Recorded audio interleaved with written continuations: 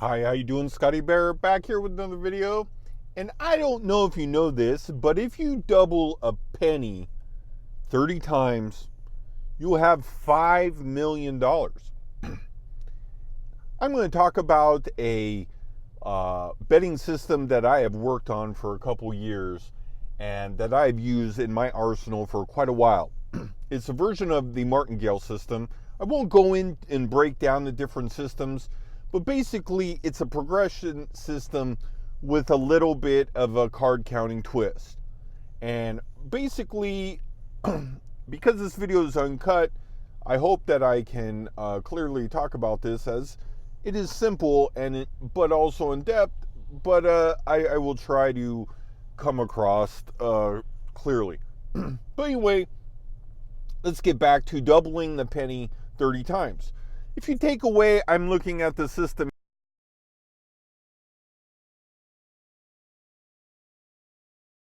here. I will post it periodically through the videos so you can follow along. But if you take away the first 10, you doubling a penny, the first 10 times you'll get to $5. So you don't really need that. So basically we have broken this down to 20 events. All right.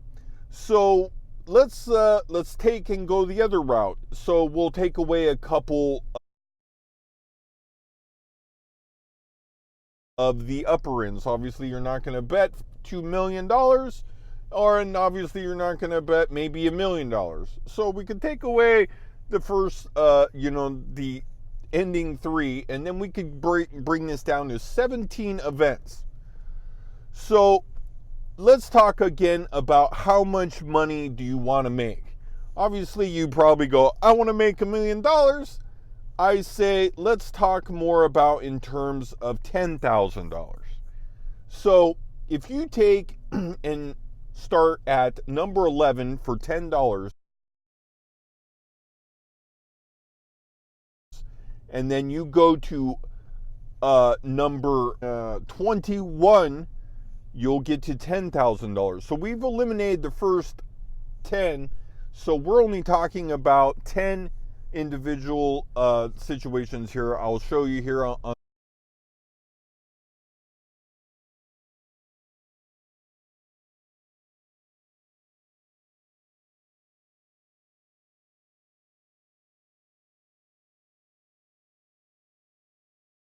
on the phone. So your first 3 bets anyway, in most negative progressive and positive progressive systems, you will double no matter what happens. So if you start with a unit of $5 bets, then you will take and lose, you will double, and win, you will likely double too. So let's take the first 3 of that. So the second one's the same thing. No matter if you win or lose, you're likely going to double. If not, pump it up. And then again, bet number 3. So basically you walk up to the table, I bet $5, boom, you lose. Or win, you're going to bet $10. And then boom, or win, you lose, then you're going to bet 20. I think most people would agree with that. Now we have taken these 10 events and broken them down to just 7. Now, when you talk about winning 30 in a row, that was definitely unrealistic. When you talk about winning 10 in a row, you go, maybe, but not likely. When you talk about winning 7 in a row, you have got maybe somebody's attention, because it is not that unusual to win 7 hands of blackjack in a row, win 7 sports bets in a row, or win 7 Pia Gow hands in a row, so on and so forth. So you can break it down to a couple different styles of betting. Now let's talk about the Martingale system a little bit. I don't typically love the Martingale system, but it's the most successful. It works till it doesn't work, and when it doesn't work, you get wiped the fuck out.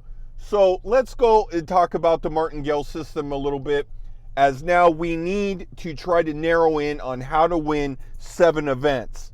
So the Martingale system is interesting because it's probably the most studied, because if you win or you lose, you always need to be progressing up. So negative progressing systems are saying bet it up, and positive progressive systems are always double it up. But always, I tend to feel like you want to be betting the least amount when you're losing, and you want to be betting the most amount when you're winning. So I don't love the Martingale system. How I feel about the Martingale system is if you're betting $5, you want to bet $10. So if you double your bet, that would almost seem silly, because then the next bet would be 20. I contend you triple your bet, because you start at $5, the next bet would be $15. The next bet would be $45. The next bet would be $135. I hope that's right. So as you can kind of see, I go along tripling my bet. Now, you say, hey, Scott, that's going to get awfully fucking costly fast, and I agree. So this is my version of where that comes in, because I will use a version of card counting, which everybody, can research. Again, I won't go on the card counting, but I will take and, bet those 3 bets, depending on where I'm at, starting at bet 4, trying to get to win 10 in a row. I will start to use a Martingale system with card counting. Say I lose 2 in a row. I am up to, say, the 135 level. I will set 135 chips aside, and then I will play a game of chops while the deck is running poorly. So what I'll do is, on top of that 135, I will have, say, a stack of $5 chips in front of me, 5 to 7 chips, and every one I lose, I will pile on to the pending bet of progressive level. So that way, if, say, I lose $25 trying to chop out the deck while I'm waiting for the count to improve, I am then waiting to chunk when the numbers improve. Now, the card counting is similar to the Martingale system. A lot of people don't really grasp the ideas about card counting, and this is what I feel is the strongest lesson to learn about gambling: timing.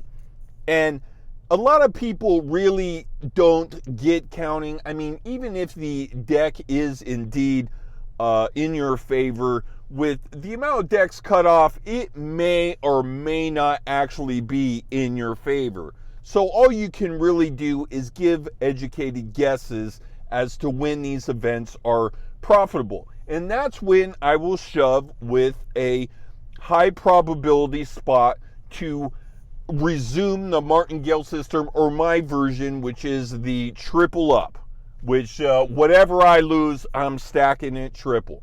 So anyway, as you can see, if you can manage to win these 7 events, you will probably crack right around $5,000, between $3,000 and $5,000, depending on the size of your balls and your ability to follow through.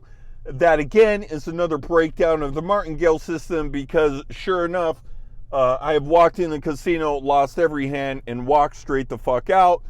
And we all know that happens. But we are never really prepared to fully get the bat on the ball, so to speak, when the tables are turned and we have a run of good cards too. That's where I think it's important that you have the progression system in play and a plan cut out, so that way you'll be ready to win.